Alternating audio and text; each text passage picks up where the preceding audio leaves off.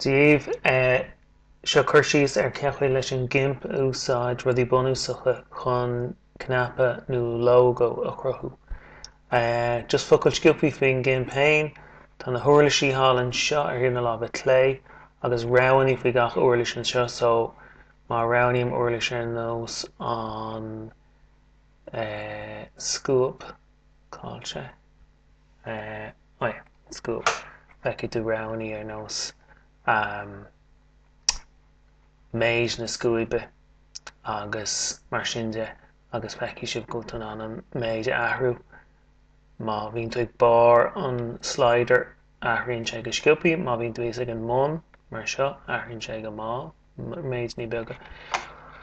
Hálann seo náit mín ar pictiúr, hálann sin tá na srahanna canéalacha agus cúpla rud eile gul siar an dú agus rudí mar sin, agus hí an seo tá argóid scuaba sa mar shampla déag mu é seo a bhéadú do mháile, but tá na srahanna an táta. Ok, so chromid picture nua go muid go fáil nniu agus is féidir méid áirithe mar an 500 a roundú líon pictolíní agus feici sibh go bhfuil agus feici go mór an scoop sin an méid ag céad fan géad feici sibh an level zoom mála híos an seo ach má go líana sé suas an scáilinn feileach go view zoom agus fit image in window mar sin. Ok, so tá muid chun cnaipe íana, so go méid go dtí an uirlis drunalóg agus tarraingó muid drunalóg agus tá mé gur mai cairnéalachaí deas cuarach, so rounded corners agus ríis tá slider in seo, so is féile é sin a bhéadú, so déine sé sin cúis. Now bain crut seo wein tá sé roghnaí faoi láthair agus tuairfí dearad tá sé fós ar an srá background, but tá sé roghnaí faoi láthair agus tá muid ag géire an roghnaú sin a hábhail, so go muid go select agus save to channel agus feici sibh an sin an selection mask copy be sé sin an úsáid agin ar ball ar ais go dtí art srahanna. Ok, now tá muid chun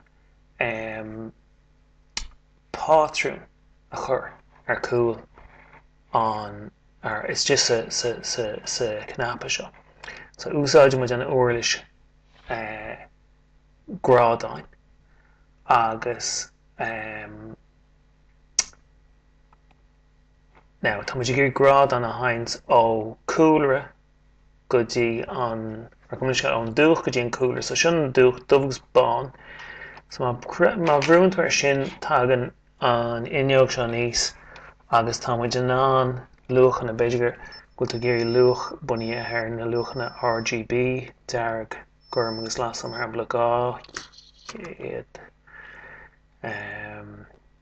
agus an sin seach fithe agus gáchéad fé cúig agus nu an sin dá deas dúracha corcra dúin agus an sin don dá bí cinnte bhfuil H rally le hue agus sin beidir go round muid dá cinál geal dá is éigen.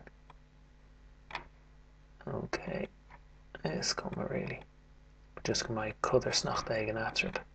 Ok, cooler agus tooler, grád an sucrí go dtí foreground to background agus opacity ag céad fan géad mode normal and then just agus linear mar ecinn sibh, so tarraingó muid grád an trasna agus tuair sé sin pátrún deasúing éidir an cooler an second foreground to background. Oh, níl mas roghnaí agam, so sin botún cománta gur féidir dhéanamh. So coolra go túlra So bicéint go an sra ceart rownniad. Is inis tá mé chun beag an takes a chuir. So brownie went agus a rééis torfa deag nachí na thuirlaí. Is féidir méid an takes a ahrú an seo go dtí rud ag níos mó agus an stíl cló. So agus táimid gurí dá stoi tá difriúil ón, so is féidir gol go dtí an haimiid ar clé leog go gáinna dhéofa tú dómh, so chuirmuid dá dómh ar an takes, beidir go sé sin beag an íon beag, so is féidir é sin a bhéad go dtí rud ag níos mó. Ok, tá sé sin zach mór ach beidir muid géirí an takes a brúní scéir dá chéad is féidir é sin dhéana an seo. Mar ecinn sibh just letter spacing agus an sin an rud a bhuga leis an uirlis bogaí agus tuairfí deag go gcruthítar sra nua thuas an seo lá an takes. Now, tá muid géirí sra nua cruthú, so déanam muid an seo leis an new layer cos tá muid géirí cooler deas bán go seasaí an takes seo amach. So na room share new layer tá gan é seo níos bicéint go transparency rownnaí agus by agus ahrúid an dá gon dúch go dtí bán agus now tá muid géirí dá tíobh hir gan na litrechaí, so tá sé tábhachtach na litrechaí a rownú.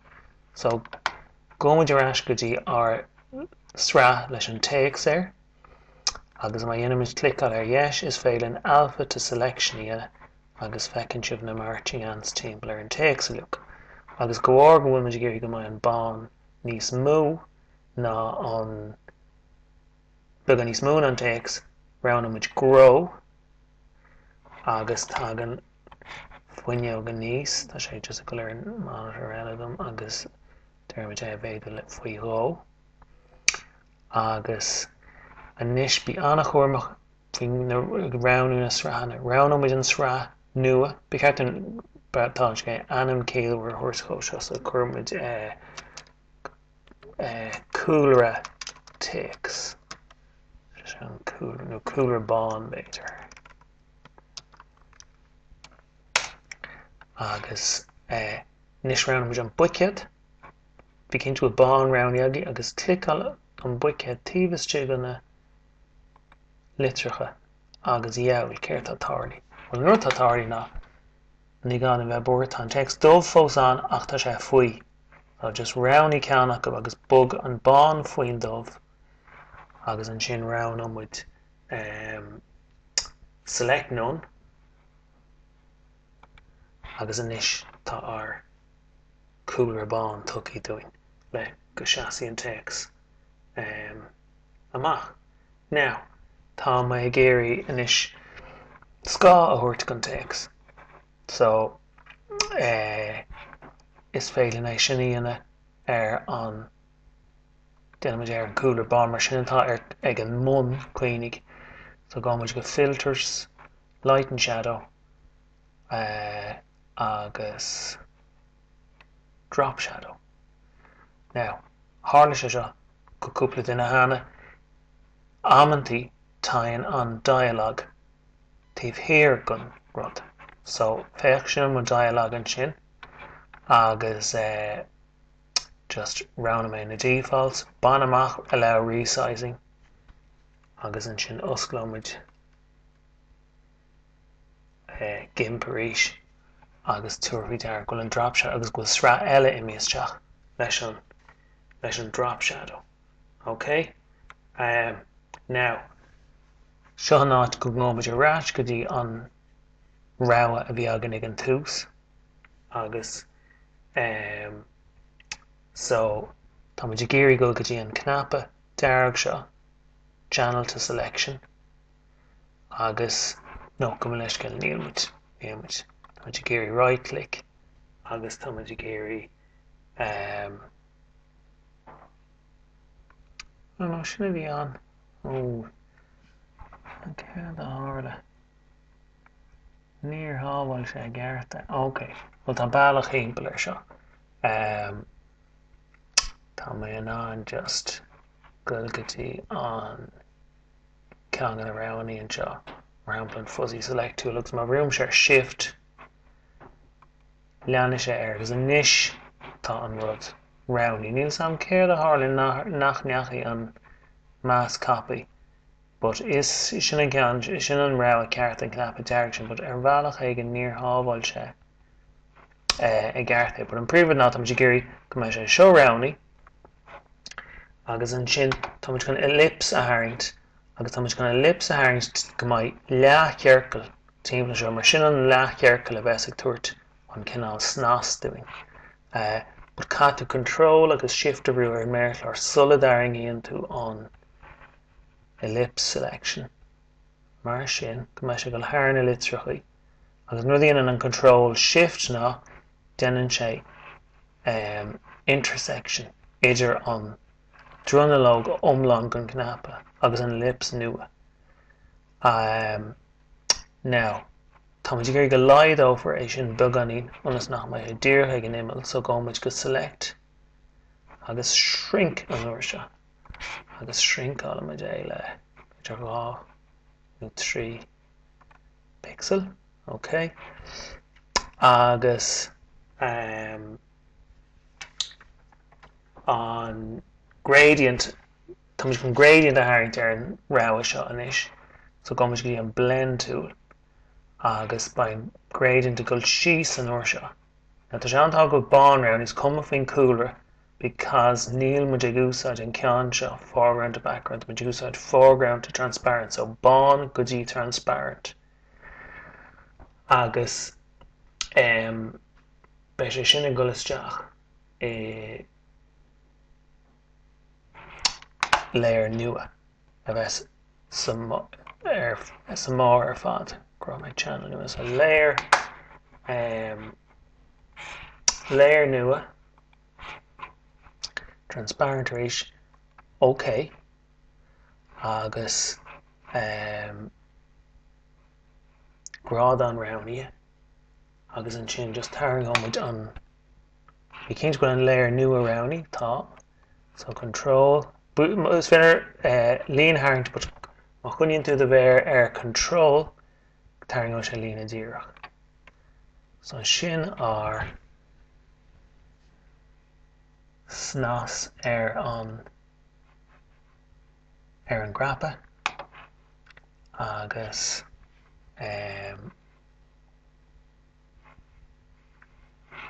sin é. So sábháil muid é sin agus so sábháil mar XCF é. Okay, tuair go animéir agus an sin tá mé géirí má tá géirí hábháil freisin mar PNG cad go go fáil agus export agus nar hagan export in níos drop down agin in seo, so just round ó sibh PNG agus export agus clock leis na defaults leog agus sin é sin a méid atá tastal gon cnapa a chruthú.